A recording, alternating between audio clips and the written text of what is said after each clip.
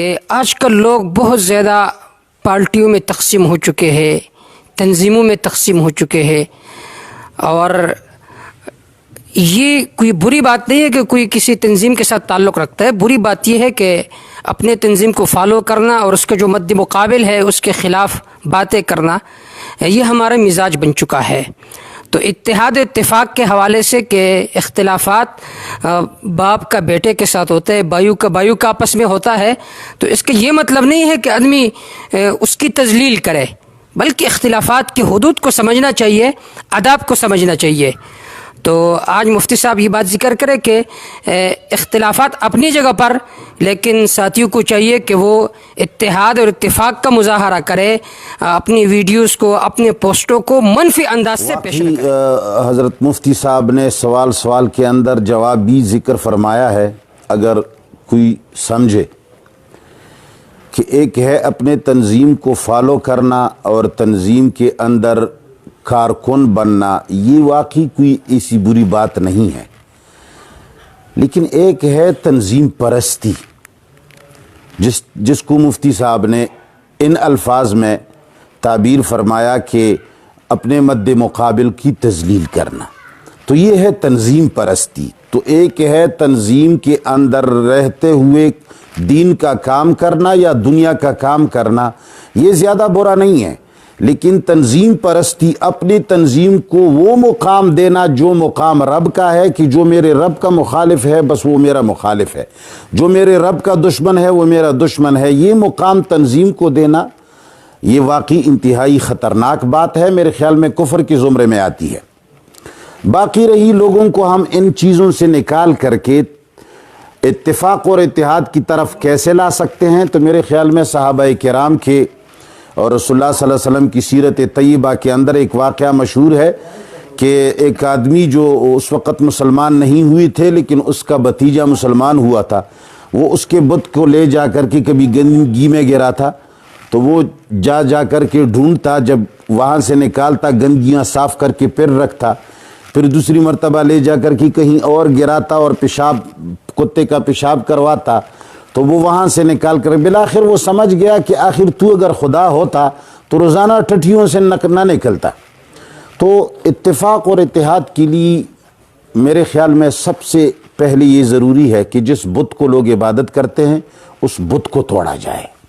اور یہ عبادت اور یہ بت جو آج کل ہیں یہ ہمارے تنظیموں کے سربراہان ہیں، اس کی بالکل عبادت کی جاتی ہے اور پوجا کی جاتی ہے، ان کو دوستی اور دشمنی کا معیار بنایا جاتا ہے اور سمجھا جاتا ہے.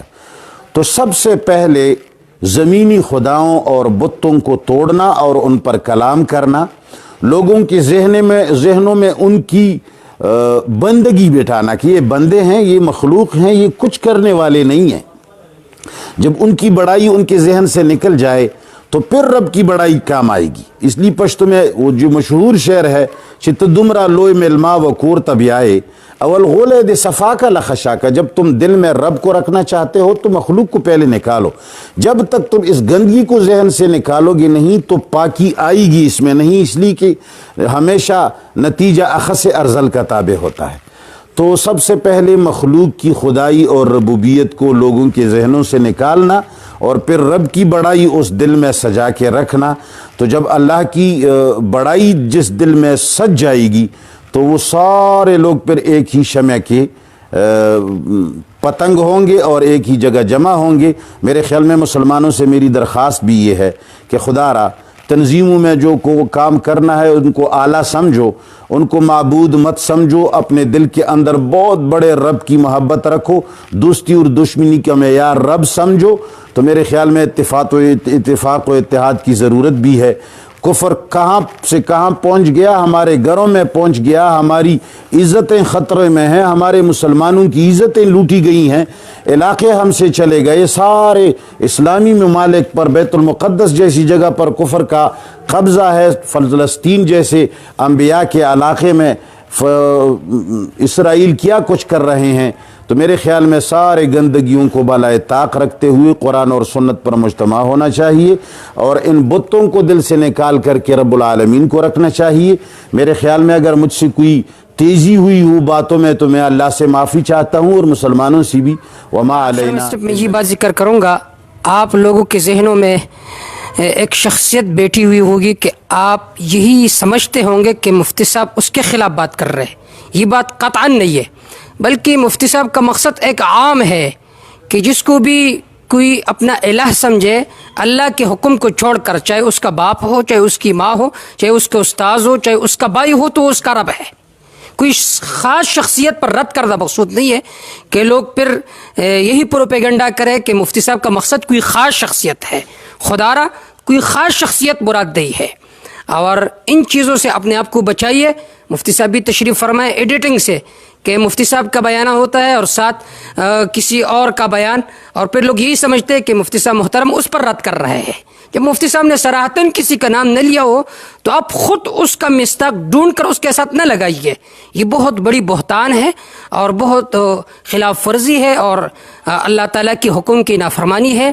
اللہ تعالیٰ سے میں دعا کرتا ہوں کہ اللہ تعالیٰ حضرت مفتی صاحب کو طویل زندگی عطا فرمائے. والسلام.